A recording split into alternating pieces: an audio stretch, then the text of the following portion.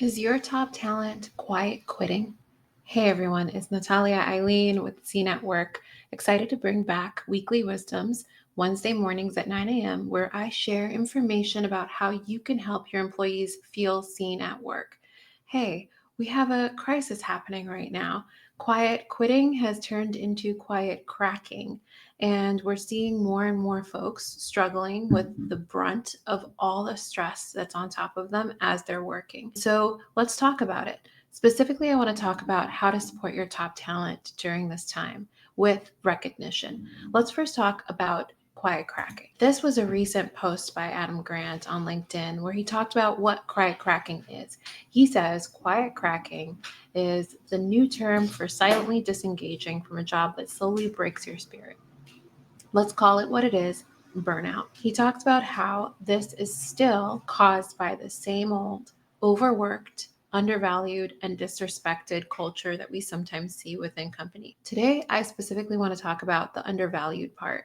Here you can see in this graph by Glassdoor that people are talking about burnout way more than they have in years. That's because, in addition to feeling overworked and disrespected, many people are also feeling undervalued. That's why I wanted to spend a few weeks focused in on recognition and how you, as a leader, can do a better job of supporting your employees, making them feel recognized and valued for their work. Specifically, let's talk about how we can be thinking about recognition for our top talent. How can we think about recognition strategies that help our top talent thrive? How are you defining your top talent? Sometimes when we do this, we might leave some people out. So let's keep in mind that we might be focusing too much on the end result and not the journey. We might be focusing too much on in person contributors and not remote contributors. Or we might also be focusing too much on revenue generating operators and not back office staff. So, first, make sure that you're defining top talent in a way that is inclusive and is responsive to the fact that you have a lot of folks doing great work. And maybe we need to make sure that we're not focusing too much on the end result and not those milestones as we go along. We're not focusing too much on in person folks that we see at the office when we know that there are remote people doing great work as well, potentially within our workplace. And then we have revenue generating operators that are probably doing fantastic work. They could not do that work in many instances without that back office staff. So make sure you're defining that top talent in a way that is broad, in a way that is inclusive, and then let's jump into how you can make sure you're recognizing them, because that is just one of the many ways you can demonstrate that folks are valuable to you as a leader, valuable to the organization, and valuable in general for their contribution as workers, for their contribution as people. And that's why we're going to focus on those four strategies. So, strategy number one, offering legacy building recognition. People everywhere always want to know that their influence can and does last beyond a project or beyond their tenure. You might want to consider ways to acknowledge that this person created that process or this person spearheaded this major project. Put their name on it. Talk about it in terms of their great work. Give them that legacy building sense that they are part of this company, they're part of these missions.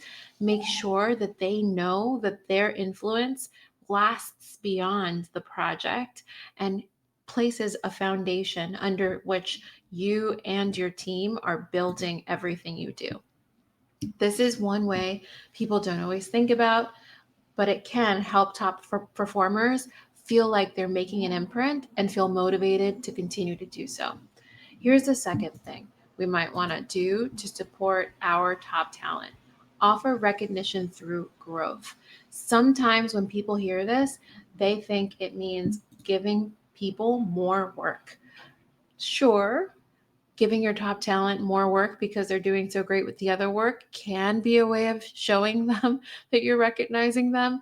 But remember, we're in this culture right now where people are feeling overloaded and burnout is everywhere.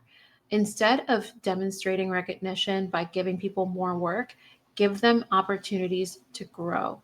This is not necessarily through more work. It can be by investing in their career in a multitude of ways, offering to pay for certification classes, to send them on a conference, to give them access to leaders within the organization that maybe they wouldn't have otherwise. Give them an opportunity to reflect on what they want for their careers and give them those openings wherever possible. Offer recognition through growth.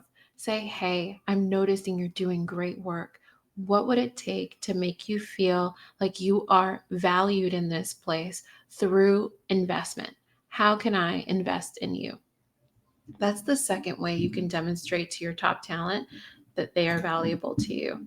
Let's go on to the third. We also can consider recognizing via autonomy. So showing them that you know they're good at what they do by letting them take ownership, by letting them drive, by saying, hey, you've been doing such great work. I trust you on that.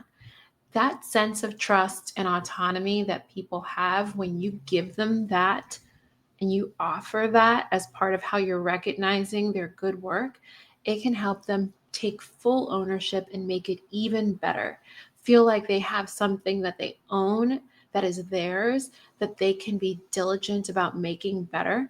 And that makes everyone's lives better in turn within your organization. The fourth and final way I want to talk about creating a sense of recognition within your workplace for your top talent is one that can be extrapolated to many different people, not just your very top best talent. You want to offer personalized recognition.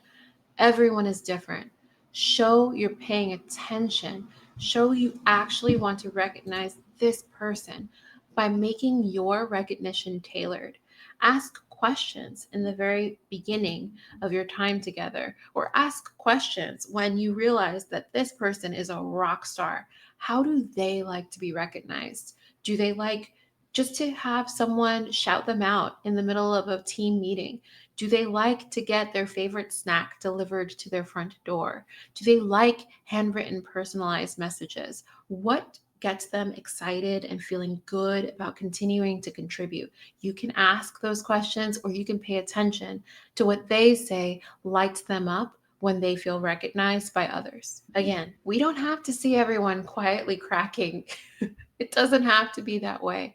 That's literally why I do what I do, to support leaders like you in creating workplace cultures where people feel seen and therefore able to thrive and be their full selves. Recognition is just one of the many ways to do that. And your top talent, just like everyone else, deserves great opportunities of recognition. So I actually created a couple of ways to help support you with your recognition work. I wrote an article that you can access via our website at cnetwork.com. Within this article, we also have an opportunity for you to check out a guide where I've outlined everything related to the earned expected recognition matrix. This is just one way for you to create a workplace culture, create a habit that supports that recognition-based culture. You can download this guide again at our website, cnetwork.com, and specifically under the Insights tab. I am also releasing these videos on the podcast every Wednesday morning. So if you want to follow along in your car or in your headphones while you're washing the dishes, you can do that. A new episode is dropping every Wednesday morning on the C Network podcast. And of course, you can always work with us. We offer a bunch of ways for you to create that workplace culture we're all dying to create. Specifically, I have listed here our workshops, of which we have 15 that we can offer to your employees, your leaders, your senior managers, your newly appointed managers, thinking about ways to support your workplace culture and creating that sense that people can feel seen at work. You can work with us by scheduling a consultation or by checking us out on social media and via our newsletter.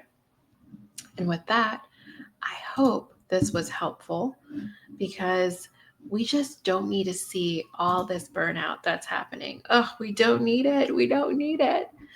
Check out all the resources I've just shared, and I'll see you next Wednesday for another weekly wisdom.